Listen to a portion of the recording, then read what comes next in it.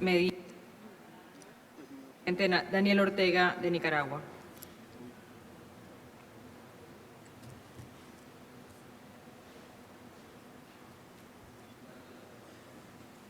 Gracias, estimada vicepresidenta de Panamá, Isabel Sainz Meló, o Sainero.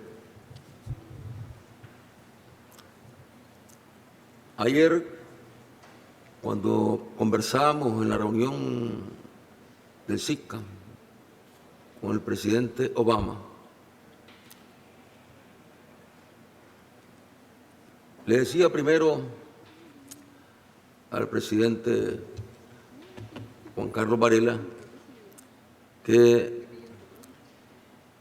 recordaba una frase del general Omar Torrijos en una de las tantas entrevistas que le hicieron y le preguntaron al general Torrijos: ¿y usted cómo piensa entrar a la historia? Y entonces él respondió: yo lo que quiero es entrar al canal. Y ahí está el canal, en manos del pueblo panameño. Después que corrió mucha sangre,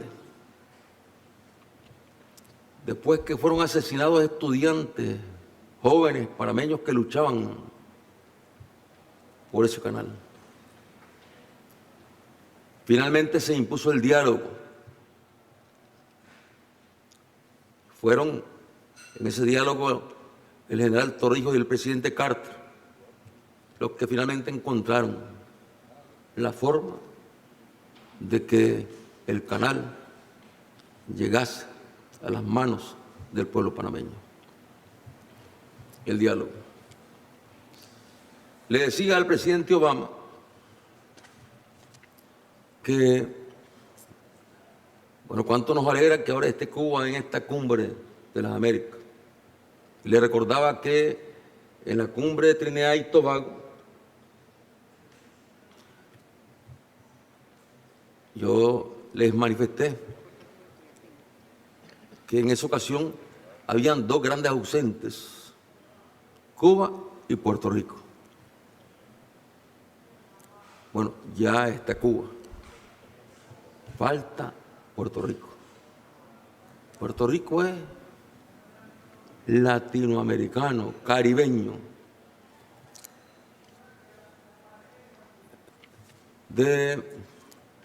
son las dos alas de un mismo pájaro, dijo un poeta o una poeta puertorriqueño. Cuba y Puerto Rico, dos alas de un mismo pájaro. Y Puerto Rico, aquí me lo recuerda nuestro hermano Rubén Berríos Martínez, que nos acompaña, presidente del Partido Independentista de Puerto Rico. Nos recordaba que desde el año 1898 Puerto Rico tiene un estatus colonial. Por eso es que en la CELAC hemos recogido esta reivindicación. Por eso es que en Naciones Unidas también está instalado el tema de Puerto Rico, en el Comité de Descolonización. Y yo le decía al presidente Obama, presidente, le digo, si Hawái hubiese mantenido el estatus de Puerto Rico, usted no sería presidente de los Estados Unidos. Así de sencillo. Porque el pueblo de Puerto Rico no tiene derecho, aunque dicen que un Estado libre y asociado de los Estados Unidos, no tienen la libertad de aspirar a ser presidente de los Estados Unidos, por ejemplo. No tienen. Es un estatus colonial, por eso. Y por eso es que cuando se dan votaciones, porque me decía el presidente Obama, pero es que en las votaciones, sí, en las votaciones es cierto, hay una parte de la población que vota a favor de que Puerto Rico de una vez pase a ser Estado de los Estados Unidos y otra parte de la población que reivindica el derecho legítimo de Puerto Rico a ser independiente y a pertenecer a esta familia de donde realmente es. Y la verdad es que él me decía que estaba abierto al diálogo con Puerto Rico. Qué bueno que el presidente Obama esté abierto al diálogo con Puerto Rico. Y anoche se encontró ahí, coincidieron en la cena con Rubén y se dieron la mano. Y Rubén le planteó el tema de Puerto Rico. El presidente Obama le dijo que está dispuesto a conversar. Bueno que conversa con los luchadores independentistas de Puerto Rico, porque las autoridades que están en Puerto Rico están subordinadas a los Estados Unidos, no representan la voluntad del pueblo de Puerto Rico, porque al final de cuentas, en lo que es la materia de la autodeterminación de la independencia de Puerto Rico, bueno, es un tema que lo han venido ahí dejando. Y es un pueblo con derechos restringidos, una nación con derechos restringidos. Y llegando a esta cumbre, nos encontramos con denuncias sobre detenidos por aquí, detenidos por allá. Y no podemos olvidarnos que hay un detenido político, un patriota puertorriqueño, Óscar López Rivera, que tiene ya 34 años de estar en prisión. Su delito es luchar por la independencia de Puerto Rico. 34 años. Y nosotros queremos desde esta tribuna plantear una vez más ante los Estados Unidos que liberen a Óscar López Rivera, que no es más que un deber que ellos tienen para con el pueblo de Puerto Rico, al cual lo tienen sometido, sojuzgado, y una batalla que sigue planteada.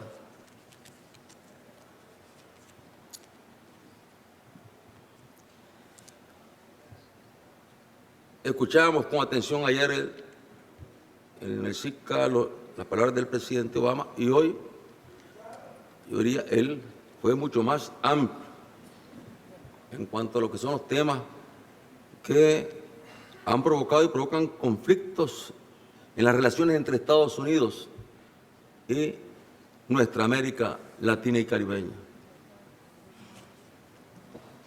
Habló de la historia, pero él mismo nos recordó, y yo recuerdo las noticias en esos días, que él recordó la lucha por los derechos civiles que encabezó Martin Luther King. Y fue el sitio donde fueron asesinados luchadores por los derechos civiles. Fueron asesinados por el racismo de una sociedad que en ese entonces ya se preciaba de ser la dueña de la democracia en el mundo y en el planeta, que nos quería dar lecciones de democracia a los pueblos, imponiéndonos dictadores,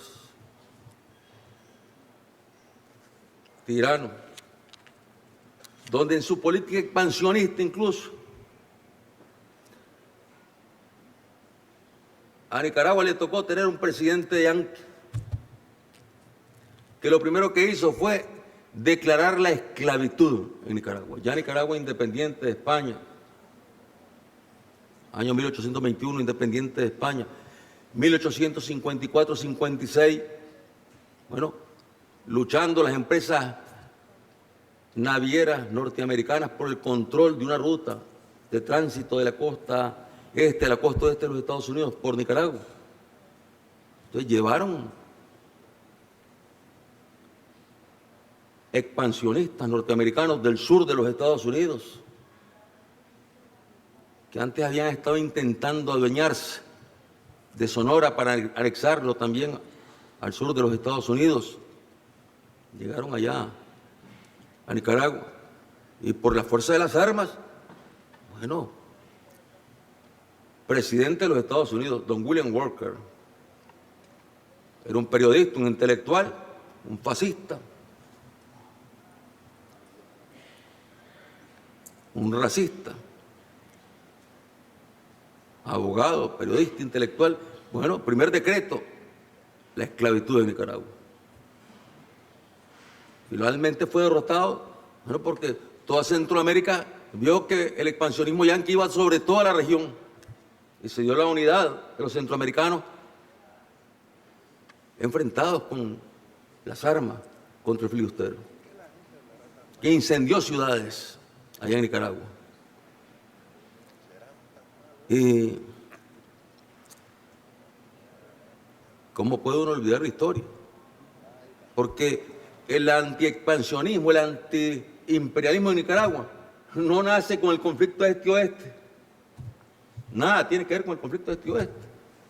Si no existía la Unión Soviética, si no había triunfado la Revolución de Octubre, y ya los yanquis estaban interviniendo en Nicaragua, y luego, ¿cómo no preocuparnos cuando aparece esta nota contra Venezuela? Si inmediatamente nos recuerda a nosotros la nota Knox.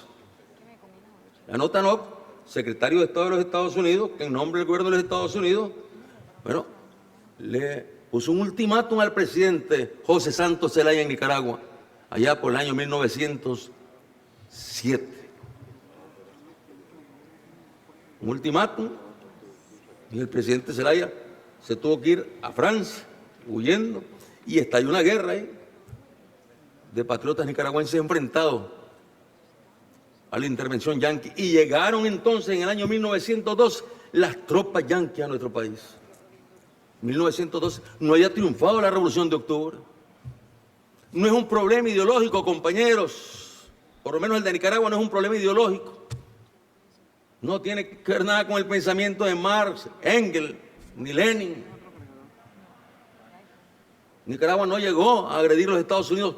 Es el expansionismo yanqui el que llegó a nuestras tierras cuando aún no triunfaban. Y luego las otras intervenciones, y Sandino batallando. Por eso es que cuando nosotros escuchamos lo de esta nota, que dice que Venezuela es una amenaza para la seguridad de los Estados Unidos, bueno, detrás de una nota como esa, inmediatamente corre la historia. Regresa a la historia. ¿Y qué decimos? Los yanquis no cambian. Eso es lo que decimos. Los yanquis no cambian. Por un lado, un gesto con Cuba. Por otro lado, un golpe con Venezuela. El gesto con Cuba es un gesto con América Latina indiscutiblemente. Es un gesto con el mundo que ha luchado porque se suspenda el embargo, el bloqueo. El gesto contra Venezuela es un golpe contra nuestros pueblos, contra la unidad latinoamericana y caribeña. Y lo que tenemos de Venezuela en la región son programas solidarios, la complementariedad, el comercio justo. Eso es lo que tenemos con Venezuela en la región, en Petrocaribe, en el ALBA. No hay ningún proyecto de tipo militar con Venezuela. Todos son programas de orden social. Bueno, ojalá Estados Unidos se metiera a competir con Venezuela en ese campo. Así, igual, sería magnífico que Estados Unidos se metiera a contribuir como lo hace, sin condiciones, el pueblo bolivariano, gracias a la iniciativa, al corazón inmenso del comandante Hugo Chávez, que con Fidel, bueno, fueron los creadores de este proyecto. Y ahora Nicolás, que le ha dado continuidad. Y no voy a repetir lo que les decía hoy por la tarde, pues en cuanto a que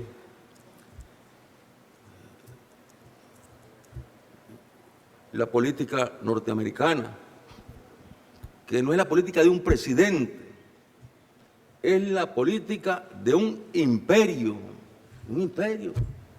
Estados Unidos es un imperio, claro que sí que es un imperio.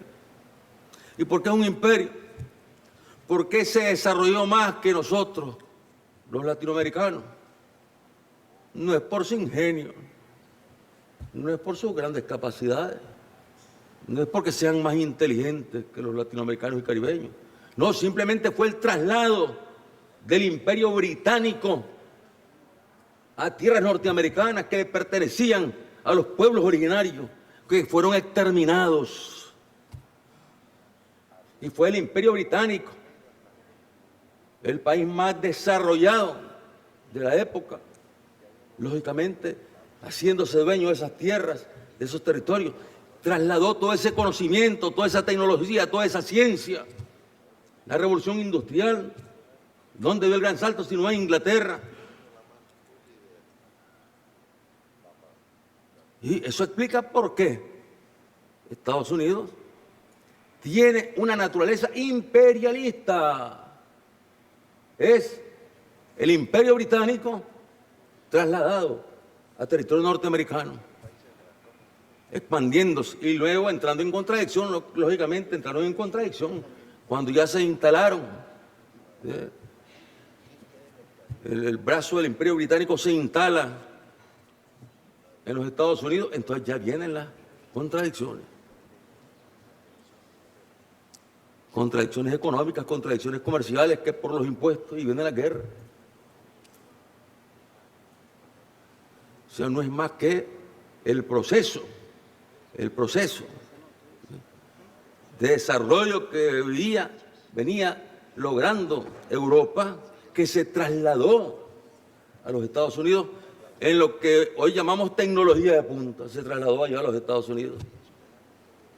Aquí vino a nuestras tierras las naciones con tecnología, que todavía siguen siendo naciones con la tecnología y con el desarrollo económico más bajo de Europa, que son España y Portugal. Y vino también Inglaterra, y se apoderó de la mitad de Nicaragua a disputárselo a España. Y luego Inglaterra se apoderó también de las Malvinas, y ahí está en las Malvinas todavía, Inglaterra. El imperio británico, el mismo imperio cuyo brazo saltó a territorio norteamericano, cuya ciencia, cuya tecnología, cuya cultura saltaron a territorio norteamericano y que explican ese fenómeno. En cambio, aquí en estas tierras nacía una nueva cultura. Aquella era la vieja cultura europea trasladándose al norte de nuestra América. Aquí era la cultura menos desarrollada de Europa, España, imperios menos desarrollados, España, Portugal, trasladados a nuestros territorios y exterminando en muchos casos a nuestra población indígena y en otros casos mezclándose y finalmente dando lugar realmente a una nueva civilización. Somos una cultura bien joven y eso explica cómo aquellos con su gran desarrollo lógicamente pensaron inmediatamente en hacerse dueños de toda nuestra América. Y pareciera que los tiempos no han cambiado, porque qué bueno lo del presidente Obama. Y digo, una persona de buena voluntad, escuchando su discurso, una persona de buena voluntad. Pero, ¿en qué condiciones gobierna él? ¿Hasta dónde él puede tomar decisiones en los Estados Unidos? ¿A dónde están los límites que le impone el sistema? Ahí hay un sistema, ahí hay una maquinaria que pone presidentes para que le sirvan a esa maquinaria económica, militar, financiera. Y si la maquinaria siente que el presidente se desvía, lo asesinan, lo matan, asesinan. Como asesinaron a Kennedy. Nunca supo quién asesinó a Kennedy. Y estoy seguro que el presidente Obama le estará lloviendo. Le estarán lloviendo maldiciones, insultos allá en los Estados Unidos por estar aquí reunidos con Cuba. Le estarán lloviendo maldiciones y le dirán comunista, porque eso lo han dicho en otras ocasiones. Le gritarán comunista. Y le dirán incluso que es islamista.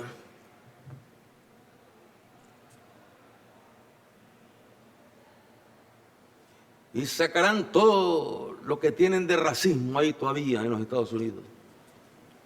Las fuerzas más tenebrosas que existen en los Estados Unidos. Pero, bueno, él ha tenido la valentía de dar este paso con Cuba. Pero, por otro lado, el golpe contra Venezuela. Este es un golpe contra nuestra América, contra la CELAC, contra todos nosotros. Y estamos en el derecho de pensar que este es un plan. Bueno, vamos con Cuba a buscar cómo distensionar. América Latina ya está claro, ha abierto relaciones con Cuba, ya nadie bloquea a Cuba. El mundo pide que cese el bloqueo contra Cuba. Cuba no se ha rendido, ha resistido. Pero vamos ahora contra Venezuela. Porque Venezuela no es democrática, con 20 elecciones y no es democrática. Porque Venezuela ahora es el diablo, ahora es el malo, porque le está llevando un ejemplo de solidaridad a los pueblos de nuestra América. Entonces, un golpe por aquí, bueno, y una mano por acá. Pareciera una maniobra. Y tenemos el derecho de pensarlo. De ahí que es importante que el gobierno de los Estados Unidos, que ha manifestado que el decreto no señala realmente o no quiere decir porque lo dice. Ahora dice que el decreto no dice lo que el decreto dice, que Venezuela es una amenaza para la seguridad de los Estados Unidos. Eso dice el decreto. Pero ahora, bueno, una interpretación, el decreto no quiere decir eso. Así se trata simplemente de quitarle visas y prohibirle cuentas en los Estados Unidos a cualquier ciudadano de Centroamérica y del Caribe. Eso lo hacen todos los días, lo hacen, sin necesidad de decreto. Estaríamos llenos de decretos aquí, porque en todos nuestros países niegan visa. En todos estos países niegan visa. Cuando nos toca viajar a nosotros a las Naciones Unidas, tenemos que, bueno, ir a hacer gestiones especiales ahí de la visa, y a veces la dan restringida la visa. Allá tenemos cantidad de autoridades, y en otros países latinoamericanos que están sin visa, no pueden ir a Estados Unidos. Está bien, ese es un derecho de ellos, así como nosotros tenemos el derecho también de decir que senadores norteamericanos, que funcionarios norteamericanos no deben entrar a nuestro país. Es nuestro derecho. O sea, es un derecho de ellos, está bien, nosotros no vamos a estarle pidiendo visas a ellos que nos den visas. Lo que es inaceptable es que para quitar visas utilicen el concepto de que el país al cual le están quitando visas en sus ciudadanos es una amenaza para la seguridad de los Estados Unidos. Ahí está el peligro, ahí está la amenaza para la seguridad de Venezuela y para la estabilidad de toda la región, porque nosotros aquí luchando, fíjense, con esta agenda, prosperidad con equidad, educación, bueno, y de repente nos cayó esta bomba. Si aquí teníamos que venir a hablar de eso, de equidad, prosperidad, de educación, salud, de eso teníamos que haber venido a hablar. Pero la verdad es que, aun cuando se ha hecho un esfuerzo por abordar estos temas, el interés de la comunidad internacional y de nuestros pueblos no está centrado en esos temas, sino que está centrado en el tema de que se abrió una brecha con América Latina, Estados Unidos con América Latina, en el momento en que lanza este decreto contra Venezuela. Ha habido ya declaraciones de la Comunidad de Estados Latinoamericanos y Caribeños, donde la posición ha sido clara. O sea, un decreto inadmisible, inadmisible. ¿Que Estados Unidos lo va a echar para atrás? Muy difícil. Difícil. Muy difícil. Que lo va a echar para atrás. Y tuvieron que pasar 50 años para que reconociera que había que hacer relaciones normales con Cuba. Y reflexionar que hay que levantar el embargo, que está por verse. Está por verse si levantan el embargo. No está por verse. ¿Por qué? Porque el presidente Obama no puede decidirlo, ya lo dijo aquí, lo escuchamos nosotros. No nos hagamos ilusiones. ¿Sí? Alegres por el paso que se ha dado, pero todavía hay mucho camino por delante y mucha resistencia allá en los Estados Unidos, lo sabemos, en contra de las medidas que incluso localmente ha tomado el presidente Obama para beneficiar a los pobres. Ahí lo han bloqueado con los programas de salud en los mismos Estados Unidos. Con el tema migratorio lo han bloqueado. ¿Quiénes? Quienes dominan el Congreso. Entonces, bueno, ¿cuánto tiempo irá a llevar para que se concrete la suspensión del bloqueo? Dios quiera que el presidente Obama logre persuadir al Congreso para que el bloqueo se levante antes de que el presidente Obama deje la presidencia de los Estados Unidos. Dios quiera. Y a lo inmediato, bueno, ¿qué es lo que esperamos? Bueno, esperamos que Estados Unidos realmente sea consecuente con lo que hoy ha manifestado el presidente Obama, que cuando ha hablado pues, de que el tema de la seguridad no existe en relación con Venezuela. Lo ha dicho. Bueno, ahora tiene que demostrarlo con hechos, con gestos, como dicen ellos, necesitamos gestos, dice. Bueno, nosotros también necesitamos gestos de ellos. A cuenta que solo ellos tienen derecho de exigirnos gestos a nosotros. Nosotros estamos obligados a exigirles gestos, porque nos preocupa a todos. Provoca una situación de inseguridad en toda la región, cuando tendríamos que estar abordando estos temas que mencionaba, los temas del crecimiento, de la economía, el tema del gas, que se lo plantea ayer el presidente Obama también, porque se está hablando del gas y en esto quiero decirles, hermanos, latinoamericanos y caribeños, se está hablando alegremente del gas. Y en Nicaragua estamos preocupados. Estamos preocupados con el tema del gas. ¿Por qué? Porque el tema del gas, tal y como se está proyectando, viene a chocar con lo que ha sido la cultura en favor del medio ambiente que se han ido propiciando a nivel global, que es la energía renovable. El gas no es renovable.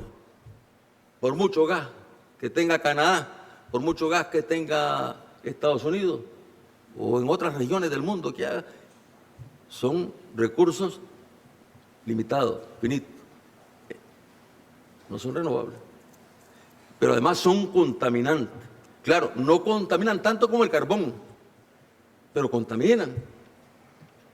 Y lo ideal para poder avanzar en lo que son los retos que tenemos sobre lo que es la agenda medioambiental y el calentamiento global es, bueno, incorporar los recursos renovables para la generación.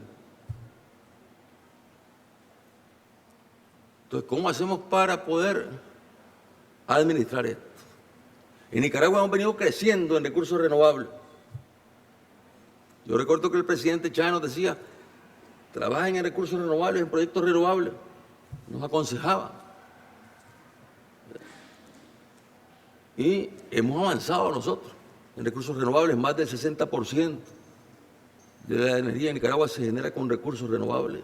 Y en estos momentos había una avalancha de inversionistas dispuestos a entrar para cubrir más proyectos renovables. Hemos tenido que detenerlo. ¿Por qué? Porque la tarifa no da. el costo de la generación con renovables, ya en estos momentos con la caída del precio del petróleo, ya se ponen en riesgo los proyectos renovables. Porque con la caída del precio del petróleo es más barato generar con full oil, como le llaman, bunker full oil, es mucho más barato que hacerlo con recursos renovables, es más costoso. Entonces, bueno, son situaciones complejas porque todos queremos energía barata. Sí, queremos energía barata. Bueno, existe la posibilidad de desarrollar ductos o gasoductos desde Estados Unidos, desde Canadá, México, hacia Centroamérica. Magnífico. Pero ¿cómo lo vamos a equilibrar eso? ¿Y quién va a invertir o quién va a subsidiar la energía renovable? Porque en esas condiciones habría que subsidiar la energía renovable. Ya ahorita en Nicaragua estamos subsidiando la energía renovable. ¿Por qué? Porque tenemos una oferta de energía no renovable y una oferta de energía renovable donde sería más barato y que nos reclaman los empresarios, que reclaman los inversionistas. Queremos energía barata. Ustedes lo saben en todos sus países, es lo primero que quieren, energía barata. ¿Y qué nos dicen a nosotros? La energía más cara de Centroamérica es la de Nicaragua. Pero es que nos hemos empeñado con la energía renovable. La energía renovable es costosa. Claro, a los precios en que estaba el petróleo hace un tiempo era más barato. Pero ahora la energía renovable es más cara. Y este es un punto que nosotros queremos llevar a los diferentes foros cuando se tratan estos temas para que podamos racionalizar la introducción del gas por lo menos en lo que es la región centroamericana, donde estamos muy comprometidos. Hay otros países, como Costa Rica, que tienen energía renovable casi al 100%. Y se plantea entonces este dilema. Son temas, como les decía, que tendríamos que estar aquí abordando, pero bueno, no nos dejaron más opción. ¿Por qué? Porque en esta cumbre, en temas de orden político, pues seguramente, bueno, Cuba, felicitar a Cuba, ya lo habíamos hecho.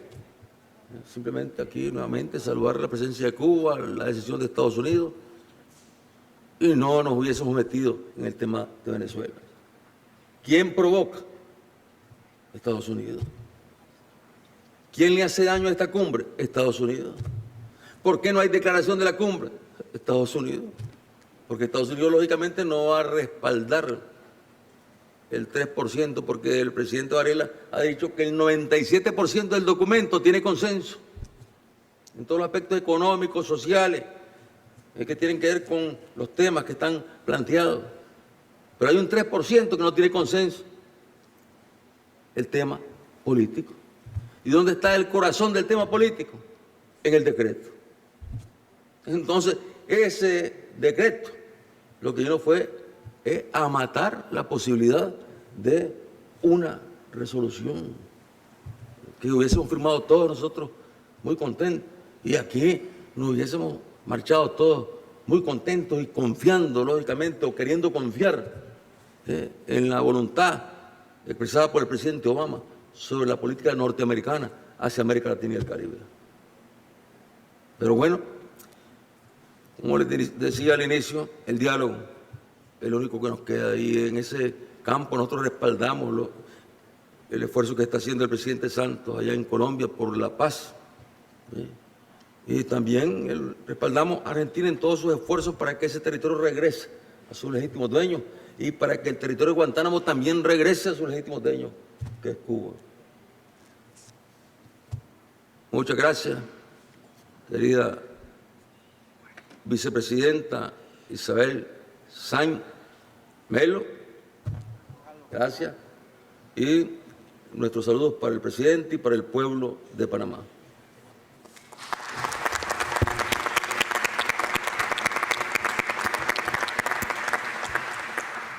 Muchas Muchísimas gracias, presidente Ortega, por tan valioso